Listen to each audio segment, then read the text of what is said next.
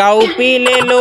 अरे यहाँ पर पैसा लग रहा है, एक काम करती हूँ, जाती हूँ, सारा पैसा ले लेती हूँ। अरे बाप रे कितने सारे पैसे हैं, सब ले लेती हूँ। नहीं नहीं एक रख देती हूँ, नहीं तो पकड़ी जाऊंगी। अब चलती हूँ यहाँ से। मम्मी मैं आ गई, क्या लिखा है नीचे? पैसा है, जरूरत पड़े तभी लियो। अरे मम्मी मेरे को जरूरत है, मैं ले लेती हूँ। यार कितना कम पैसा है, कुछ भी नहीं होगा इसमें। तो लोग इस वाली कैंडी को बहुत पसंद करते हैं, एक खा कर देखता हूँ कैसा लगता है। जम जम जम जम टेस्टी तो है। दीदी मेरे को भी एक अचार दो ना खाने को। ठीक है ले लो चुटकी। ठीक है मैं लेकर खा लेती हूँ, ये भी बहुत टेस्टी होता है, मैंने कहीं से सुना था। वैसे दोस्तों आपका रोल नंबर कितना है कमेंट में जरूर बताना, और आप लोग कौन से देश से इस वीडियो को देख रहे हो वो भी बता देना।